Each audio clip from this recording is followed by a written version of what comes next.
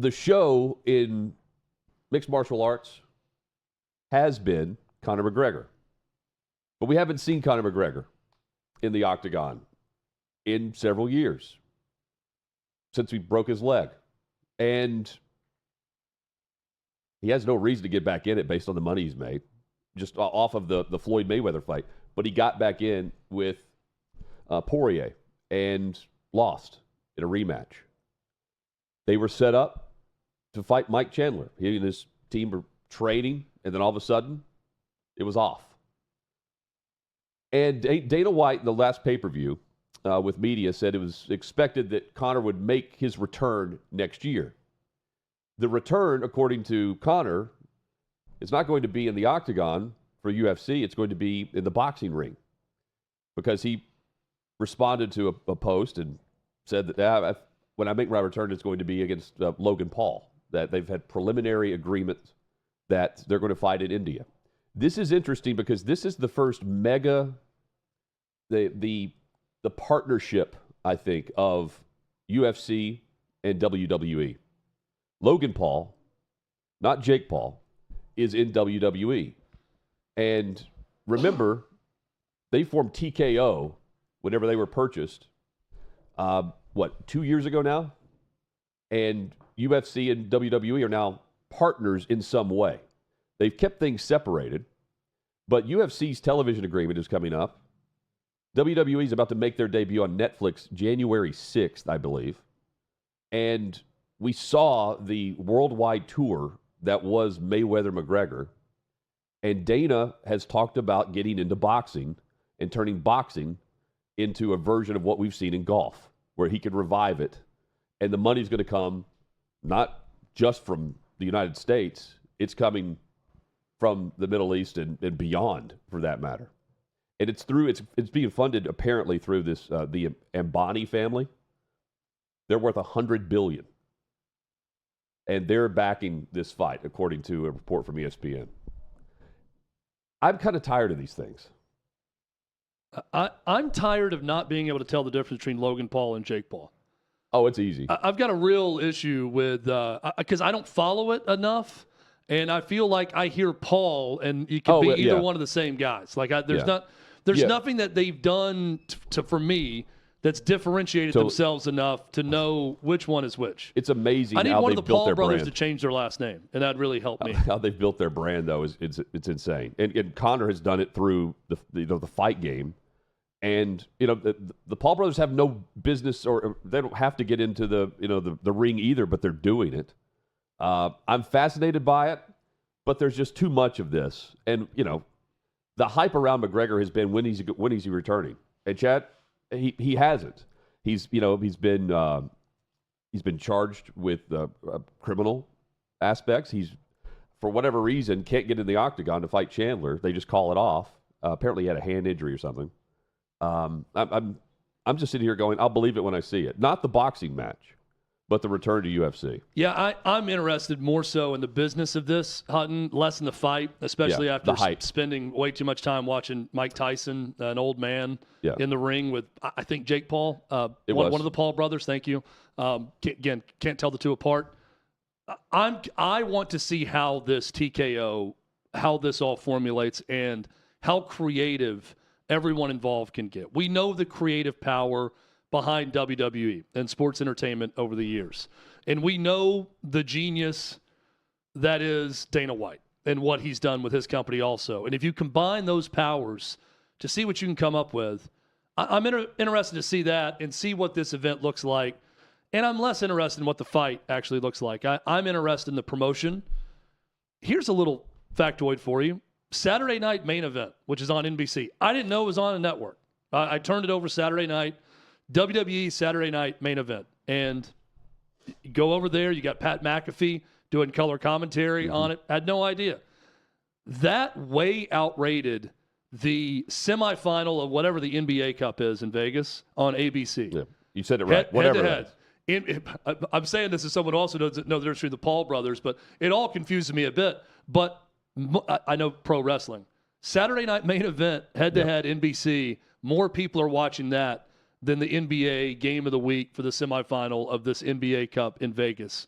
on Saturday night. So, point being, if you can combine the best of both fight worlds and turn it into something creative around big pay-per-view events like this one will be, I'm here for it. I want to see how they do this.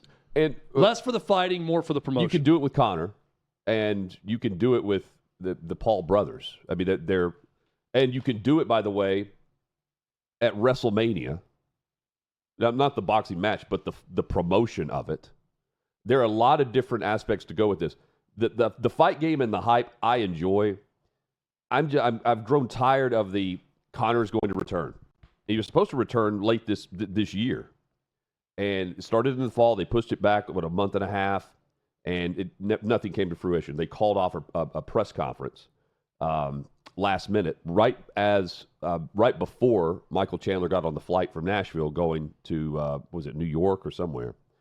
Point being, this is a believe it when I see it aspect for UFC. But Dana White will make a ton for himself, for the company. And again, this is the two partners coming together to, I think, pull off what will be a hype game we've never seen anything like. You know, it's like Ronda Rousey getting in the ring in WWE and doing a face-off there with, Stephanie McMahon. It's kind of the same thing. Who's the better talker between Logan and Jake Paul? Who's the better promotional machine? Jake Paul is better at the fight promotion. Logan's better at the showmanship. So is Logan a better fighter? No, Jake Paul is the better fighter. Okay. To my knowledge, Logan's he was in an exhibition with Mayweather, and Jake Paul's actually been in the pro fights.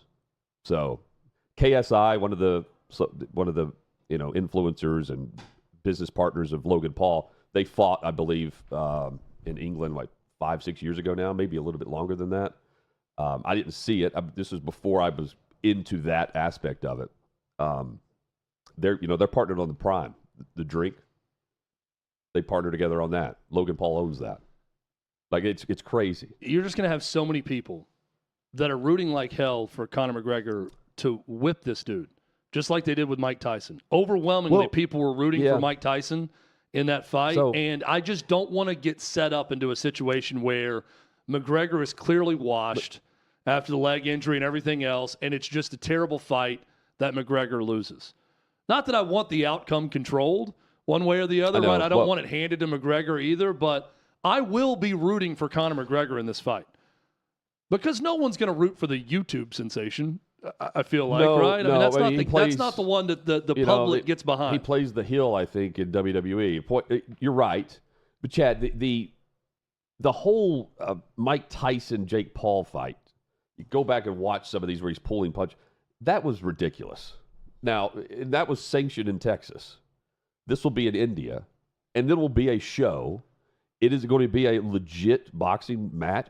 I doubt it. Do they have legit sanctioning in India? When I saw India, I thought, man, they're going to put some do whatever they want. Cobras in the ring also 100 billion around them. What's all legal over there? Now, again, this isn't I feel official. like the movie Bloodsport, when they go to the world tournament, this is what it's going to be like in India. I can't wait for that. So there was a report that they're going to have sharks going around the ring. If you fall out of the ring, you're dead. You got to fend off sharks. It's going to be Gladiator 3. Is Denzel going to be ringside? Yeah, you have the lions. They'll come up and grab you. Two weird little emperor boys are sitting ringside giving a thumbs up or thumbs down. The rumors of they're just holding up Conor McGregor at the end and Logan Paul. He's going to hit him in the face again or not? They have there was a report that there was a fight coming up between McGregor and Topuria, and McGregor responded to that and said the rumors of a bout with him are false. I'm in preliminary agreements with the Ambani family to face Logan Paul in a boxing exhibition in India. I have agreed. I will then seek my return to the octagon. So, and they have talked about this too, just briefly. Jake Paul's talked about getting in the octagon. He did that with Nate Diaz, like a boxing then fight in the octagon. It wouldn't surprise me if they do that next. Dana's not a big fan of the WWE though. I mean, he gets it, but he's not about the whole, hey, let's bring them over and put them the manufactured aspect of it. He will build fights, But he said in the past that he's not into the whole, we're not going to try to cross-promote here. And they really haven't until now. McGregor gets his way, and everybody wins. I think Dana White, something that amazing. He likes money more than he dislikes WWE promotion. So if there's a way to make it all work and cross-promote both and bring them together, he's going to do it because he's a smart guy. Yeah, but he's an even smarter businessman. He's about that fight game, though. Yeah. Chad, are college football players about the postseason game, the playoff game to this point? And what about the whole structure of everything that tells us that the mentality of the football player that we used to know, the common athlete, it's kind of gone to the wayside, hasn't it? It's a golden era for quitting across sports right now. And bear with me here because I'm not just talking college. I'm talking pro sports. Yesterday, I spent a lot of time talking about players quitting with the football before they cross the end zone and deciding to celebrate before they actually scored a touchdown, which is now a problem across the National Football League, which I will never fully understand. Devondre Campbell in the Thursday night game for the 49ers, pissed off that someone's brought in or playing his spot or whatever it is. Coach comes to him, guy goes down, Devondre, get in. Nope, see you, coach. I'm out of here. I'm walking off the field. I'm not going to play. Now, the encouraging part of that was the reaction from George Kittle and other teammates who called him out immediately. So often, NFL players and pro athletes just protect their own at all costs, no matter how stupid they're being, no matter how selfish they're being, no matter what they're saying or doing. It's just, we don't want to mess with his money, or I'm not going to get into that. That's a problem between him and the coach or whatever it may be. Not the case with Kittle and other 49ers players who immediately called out Devondre Campbell and said it's unprofessional. It's not something they would ever do. It's not something they're going to support on that team. And fast forward to now, Devondre Campbell suspended for the last 3 games. He's going to be a free agent in the offseason. He's been kicked off the team, essentially. They've cleaned out the guy's locker. So he's been kicked off the team. That is a violation of a cardinal rule in sports that has held true throughout time. And I'm here for it. And I love it. And I like that it's still a thing.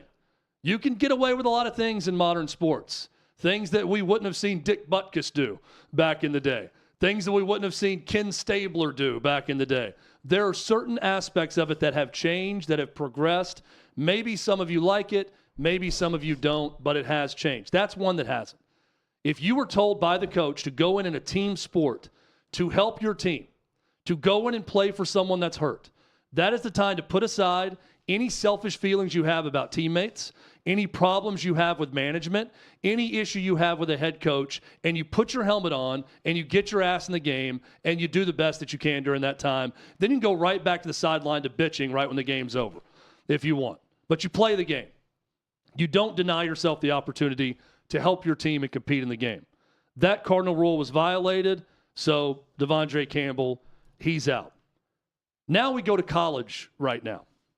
And I'm hearing a lot of apologists for players entering the transfer portal. Thomas Castellanos did a similar thing to what Devondre Campbell did. He just decided to take his ball and run when he got benched in a game and not play again. Well, he's running all the way down to Tallahassee from Boston College now to be the next quarterback. Florida State is betting their future on a quarterback that quit. But Florida State's not the only one, because pretty much every transfer quarterback that is currently on a playoff roster, if they are leaving their team, you are pinning your future on a quitter. And yes, the schedule and the timing of it has created a disadvantage to those that know they're not going to be the starters, that need to go somewhere else to start. I get all of that. I also would like to say, this is a college football playoff. So for Bo Pribula of Penn State, for Preston Stone of SMU, who got benched earlier in the year, and I believe Preston Stone is going to stay with his team at SMU, but they're working with him to find his next landing spot also while doing that. I have a hard time standing up and cheerleading for someone, especially like Pribula, who's going to play in these games. They have packages for him to play. He is a part of what they do. He stepped in against Wisconsin while they were trailing and led Penn State in the second half to a huge road victory. He's a big part of their team. So finding his next landing spot to go play more is now more important than staying with the team for another week. If they have that, maybe longer. It's all uncomfortable to me. And I know that the schedule does them no favors, but I'm also not going to sit here and glad hand and applaud for those that left. Matthew Sluka was the first example of this year. Remember that way back when? UNLV player, he sits out because he didn't get the money he was promised. It was his claim. He was promised so much NIL, didn't get $1 of it, decided to leave the team. Matthew Sluka looked like one of the best mid-major quarterbacks in America at that point. Looked like if he finished the season, he'd go to a Power 4 team and contribute, probably start right away. Matthew Sluka's best offers right now are from the MAC because he quit mid-season. I think there are a number of programs that need a quarterback that crossed him off the list because of that move. And it's common. It's common. I don't know if it's the schedule. I don't know if it's the modern athlete. Maybe it's a combination of all these, Hutton. But this is becoming more and more common for players. And I just don't get it with those that have a chance to actually play. If you're not playing, if you're not contributing, and, hey, I got to go take this spot at Maryland or wherever I'm going to go transfer right now or I'm not going to get it back, I can understand that. For Pribula, I have a harder time with it. Well, it comes right after Aller announced he's coming back. Yep. And if he wants to play and be a full-time starter, that's not happening next year. And, I mean, it's bullshit that they're in a spot where the college football playoff teams are the ones punished by this schedule. If you're out of the playoff, you're in a bowl, no one's going to mention this. No one's going to mention this. Starters that are coming back next year may even opt out or get a procedure done. And if you're against transferring, half teams everywhere are full of transfers. Some of the best dudes that we can name, Hendon Hooker, just a solid guy. I don't think he quit. I think he went to a place where he flourished, and Pribula is not going to flourish at Penn State. Joe Burrow transferred. Yeah, there's something going on there. And won a Heisman. Look, this is not a bashing transfers thing. It's not. They're going somewhere else to get a chance to be a starter, and I understand that. But the schedule forces them to be the villain when they're but not the villain. I would also ask, does it?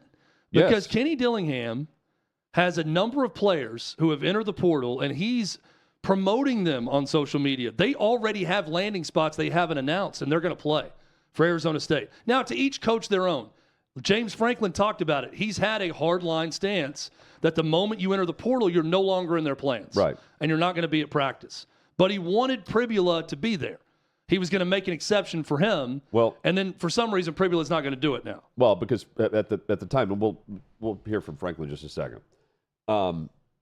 The plan was for him not to transfer because I think they thought Aller was going pro. And then he's not. And then he's in the portal. And because if you're not in the portal now, the top jobs, the top opportunities, or where you may go, if you're not there, that team's going to move on without you because they need that spot filled. And yeah, I hear this question a lot. Who is running college football? And we know the answer. It's the group that put this together.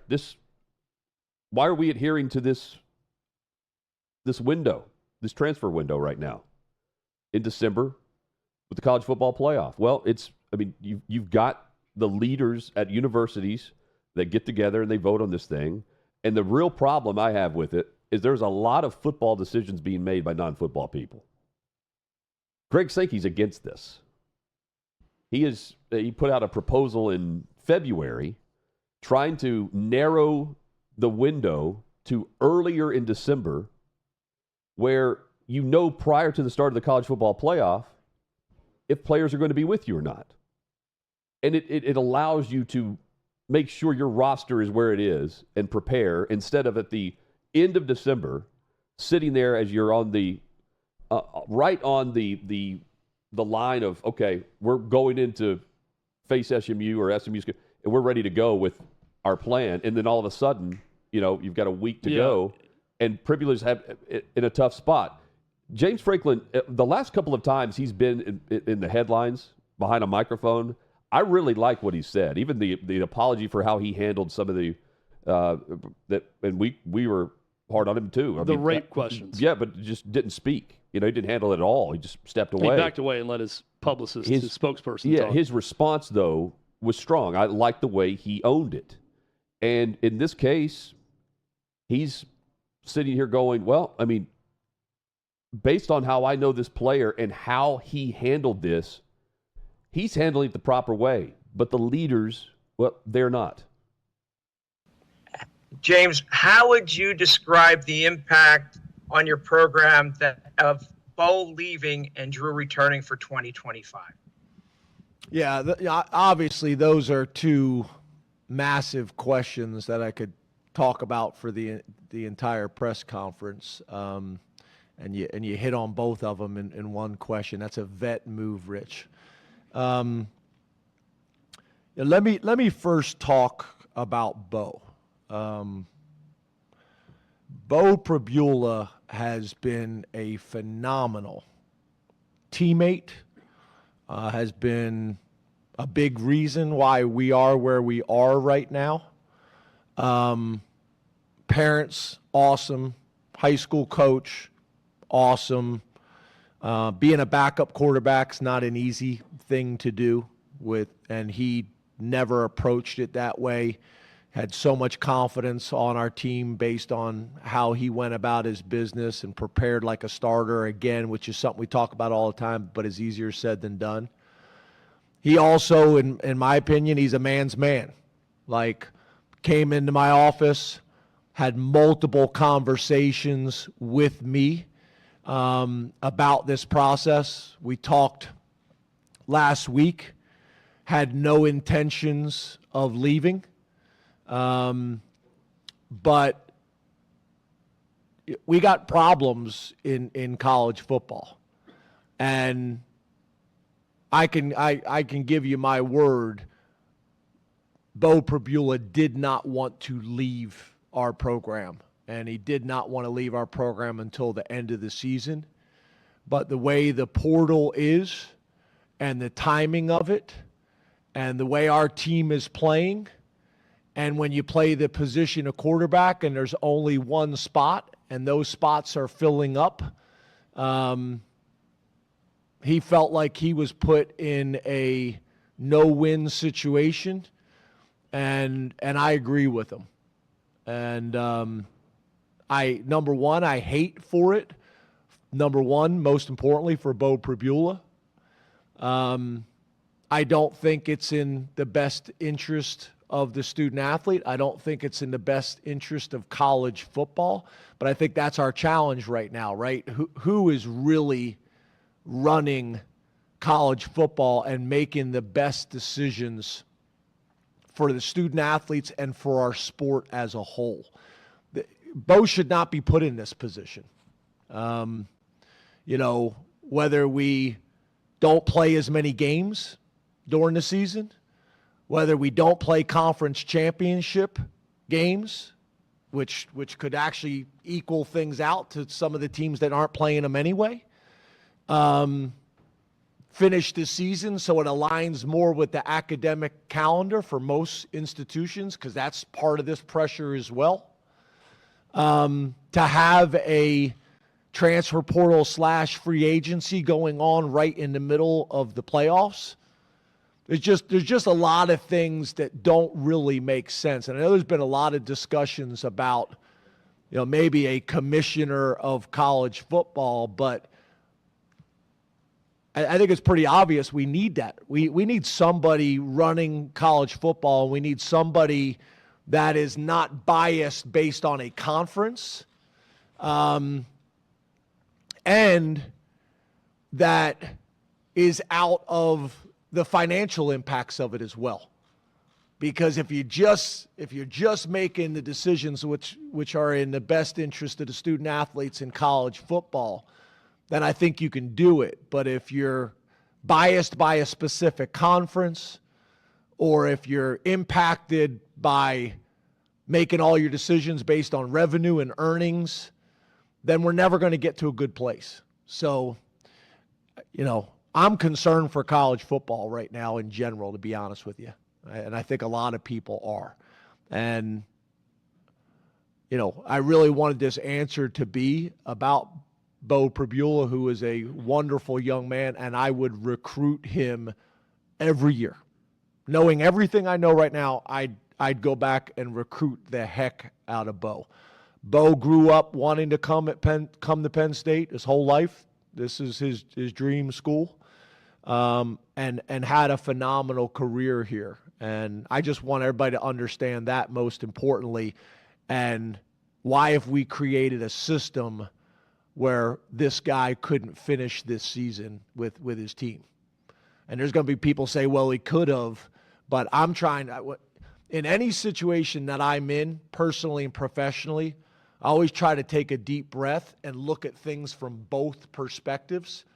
And in my mind, as the head coach of Penn State, obviously I have a responsibility for Penn State and our football program, but I also feel like I also have a responsibility to Bo Pribula. So I hate it. I do. I hate it for him, and I hate it for Penn State. But I also don't think it's the right thing for college football. So there's James Franklin. I thought it was very well said, top to bottom. Yeah, I do too. The emphasis on what he proposed as what college football needs as a commissioner. He's talking about Greg Sankey. Greg Sankey is the most mentioned for the commissioner of college football, and those calling around. He's the name that everyone brings up. Franklin's against that because he doesn't want any bias towards one conference, any financial benefit for that one conference. He wants a neutral part. That's extremely difficult to find. I don't hear many names for that. But Chad, it's got to be a football person, or someone that is running things. Sankey isn't the football coach, but man, he's running football across the country. He and Tony Petitti. My point, it's got to be someone that knows the inner workings of this.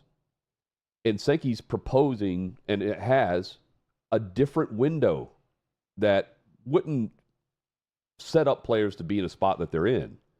It's unfortunate. It's unfair in many ways. And again, it doesn't benefit any of the teams that are playing in the college football playoff. I have no idea why, because they put this together meticulously, this whole schedule. Yeah, and I think it's going to get changed because anytime you see something that's universally loathed by all the coaches, it's going to get changed. Rhett Lashley spoke about this today too, and he had a great response about some of his players having to make this decision. Preston Stone, who I mentioned, he's the backup quarterback who got benched for Kevin Jennings. He's going to stay with the team through the playoff as long as they're playing. But he admits we're also working with him on his landing spot the entire time of where he's going to go to try to be a starter.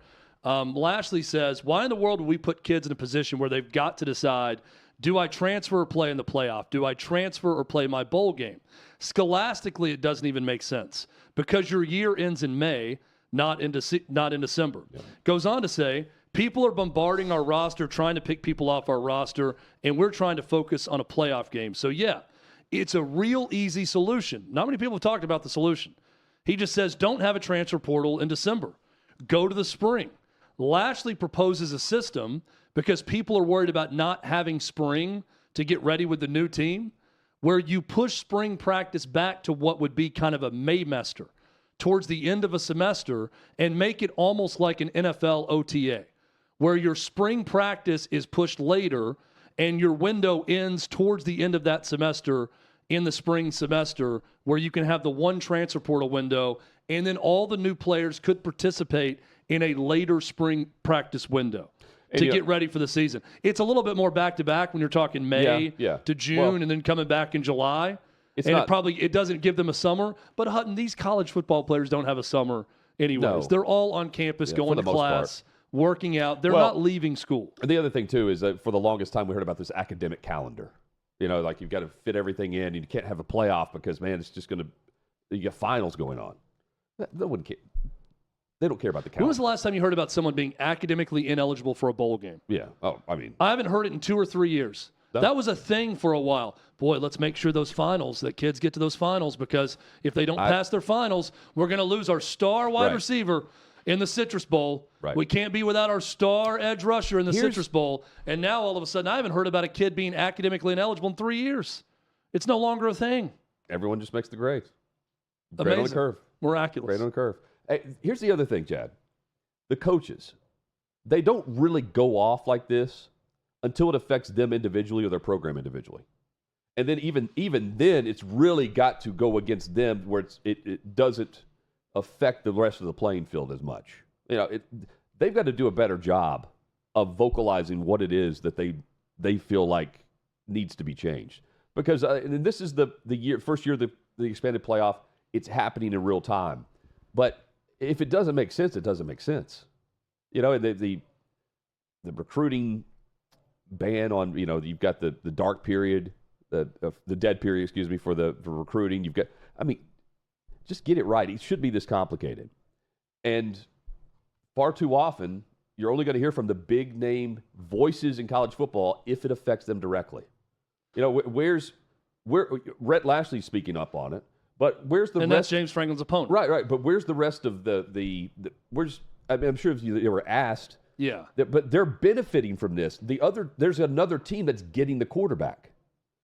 And they're getting them earlier. It's not like they're getting them for their bowl game or their playoff game right now. But I'm saying and it's a team that's not in the playoff. Yeah. So you're not going to hear from those coaches. They're benefiting in some way because they're trying to improve their roster to get to the playoff. But I think every coach, if asked, they wouldn't give it as an impassioned delivery as Franklin did. You're right. I think they would all say the same thing. They would. Because they know if they're in that situation at some point, they're going to want it where there's just a different window that everyone is okay with it. They would voice their opinion, but they would do it behind the scenes at a meeting. Like, this is the way to do it. Because you get your point across. It makes sense. You hear some common sense. And I like that Rhett Lashley actually proposed the solution. That's a good point. Just get it out of December and back it up and then back up spring practice, because the concern is now, well, if you go with the other window, you're missing out an entire spring practice. Yeah. And you're really up against it to get ready for fall camp and just have that fall camp to get ready with your new team to play in the games. And this would be a way to avoid that. The transfer portal, everyone's doing it now. Dabo can no longer be mocked at Jeopardy. And this sums up everything, by the way, Hutton, and all of this influx college football decision-making that we've seen. This is a quote from Rhett Lashley. Okay. We coaches have been saying this for the last 3 or 4 years with all these changes. What happens is we just make random changes because we don't want to get sued, or we don't want to do this, or we don't want to do that. We don't ever think about the long-term effects it has on the young people that we're supposed to be serving. That's very well said by Rhett Lashley. Yeah, absolutely. It's just, if we do this, then we're going to avoid this possible lawsuit. If we do that, we're not going to make these people mad. So let's do it this way. And there's no real common sense long-term thinking going on. No. Here's the great job on social from Jeopardy. Check this out. 800. A bit like Sci-Fi's Anywhere Door or Phoenix Gate, it opened on October 15th, 2018 to whisk college athletes to a new school.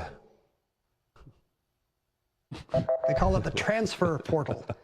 Well, Dabo knows about it now. No more, baby. Dabo's dabbling in that portal. He's going to SEMO. He knows all about it. He's got it's the first non-quarterback to first stop SEMO to head to Dabo's program as a transfer. Southeast Missouri State wide receiver. They've got he's headed to. He says, "Believe it." Look at this. Believe it as the headline. Yeah, believe that they're in the portal. They also hosted an edge rusher from Purdue, who's one of the top edge rushers in the portal. That was the first known visit that people were freaking out about, that he actually was having a very early player on campus throughout all this. So Dabo's seen the light. It took him a little while, but he came along. Hey, Nick Saban was kind of this way too. Nick Saban bitched about fast-paced, high-speed offenses, and it lasted about 6 months. He complained about it, and then he started doing it. Because he knew the rules weren't going to change in his favor, so he adapted. And guess what he did? He kept winning. He was continuing to win with a fast-paced offense. Yeah, he kept winning. I think Dabo might do the same if he continues to adapt like this. Deion Sanders continues to win. They just landed in the portal, the top-ranked portal defensive tackle from Alabama. They've got Otis. Yeah, Jaheim Otis is headed to Colorado. Said he liked Colorado based on the fact that the path that Deion took and the players took with him. I mean, again, the momentum's there. Momentum, I guess, with Dabo going in the portal. You have to adapt. But he still made the playoff. Like that's the thing. He's one of one. Do you want to see someone who wasn't? I'm sure Deion was more excited about that transfer portal edition than Bill Belichick was with his first transfer portal edition, because the photo of Bill Belichick just tells he looks like many. Looks like he's hanging out on Manningcast, just hanging out, just chilling, jeans on. Christo Kelly. I saw someone just post. Looks like they just drafted the offensive lineman from Chattanooga. Just signed the effing paper is what Bill Belichick is thinking as this kid's going through with this. Yeah. Maybe Michael Vick's about to jump into the portal. It's great. Sacramento State, Norfolk State. Maybe Doug Gottlieb will after getting. Doug Gottlieb may just jump in the Twitter X portal forever after Adam Schefter just murdered him online yesterday. Check out the back and forth here. You got Doug Gottlieb responding to Schefter's report about $50 million in NIL. We hit this yesterday. Yeah, I mean, we were thinking $50 million. Now, we immediately surmised that it's for an extended period of time, not for every year. And then Doug Gottlieb says, Jesus, Shefty, edit what agents tell you. 0.0% chance Sac State has $50 million in NIL. So Schefter responds with, the Sac-12, leading the school's NIL efforts, already announced it has reached its initial goal of raising $50 million in NIL funds to strengthen the school's case for an invitation, and then responds later with also, he's got a screenshot of the Horizon League standings. Yep. Keep in mind, Doug Gottlieb still a radio host with Fox Sports Radio and the head coach at Milwaukee? Green Bay? Green Bay. Yeah, I knew it was one of those Wisconsin schools. And says, and Jesus, Doug, a 7-game losing streak in last place in the Horizon League, less time on social media, more time in the gym. It's amazing. Well done. Adam Schefter. Adam Schefter takes some L's which phone, on X, but he just delivered one of the biggest ones ones of all time. I wonder which of the 5 phones Shefty tweeted that from. In his hand. Coming up, John McClain will join us. He's got one that only he just kills people with. That's it. Yeah, just one. It just destroys. It's like the bat phone. It's got a Batman logo on voice it. Text. He goes He's to able that. To voice text. You know what? It's time to deliver the bat phone to Doug Gottlieb.